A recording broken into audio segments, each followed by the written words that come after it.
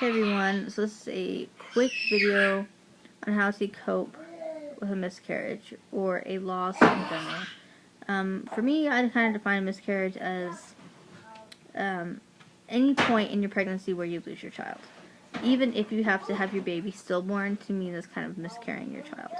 Might be, some people might classify that different, but to me, that's why I would put it under this category. If you've lost your child somewhere or another, if you've had it stillborn or if you've lost it in the womb, early on this, then this is for you.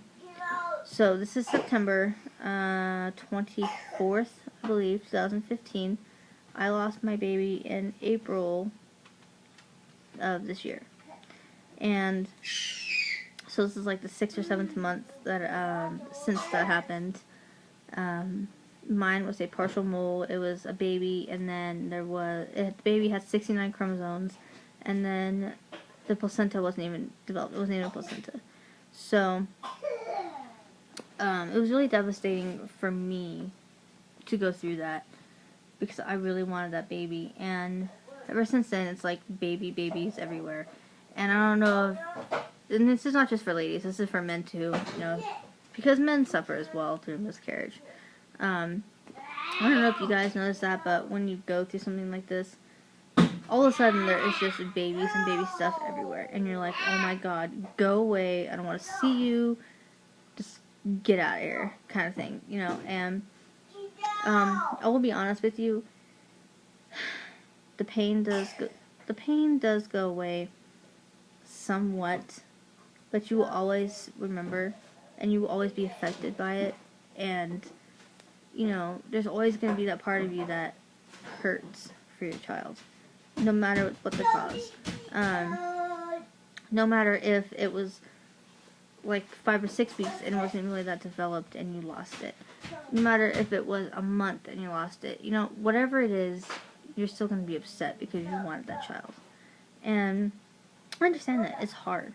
And like I said, I'm not going to just ignore my child and say, oh, well, it really wasn't a baby. Like, some people, I've seen one lady who went through 7 miscarriages. To me, I would still have each and every one of those babies as my baby, and I'm sure she does too. And, so, that's how I feel about it, and I would just, be like, I have 7 little angels watching over me. Because that's basically the truth. And it's hard to think about that, and I still get really upset thinking about losing my baby, and I get sad looking at my pictures of the pregnancy tests that I took for the announcement, and I get sad looking on my Facebook at the announcement that I made, and it's really hard. I don't think it ever gets easier, but I do think you learn to live with it, and coping with it is hard. I can't really tell you how to cope. Everybody has their own ways of coping with stuff. I've just been kind of keeping to myself, trying to do my daily routines, trying to interact with the kids I do have, and, to me that's just kind of my way of coping with it. I pray usually every day, and, that helps, but like I said, everybody's different, and don't let anybody judge you for how you deal with it. Everybody's different.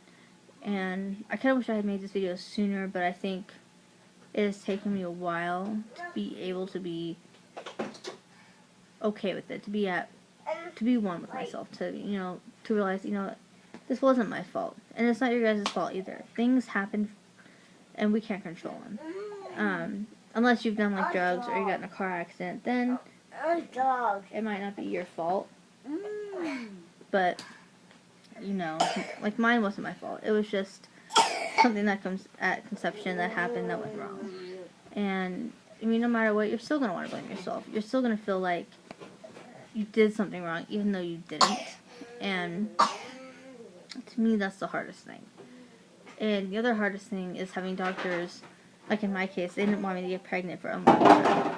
And that is super hard. I cried over that. And I prayed that they'd be wrong, and, I got a second opinion, and luckily, I am going to try this month to try to conceive, even though she wanted me to do 2 more blood tests to check my hormone levels. I told my husband last night, I'm not doing it no more. I'm not going to do it.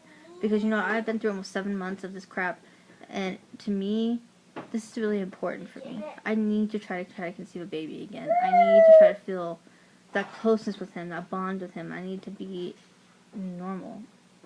Like, I need to feel what I feel is normal.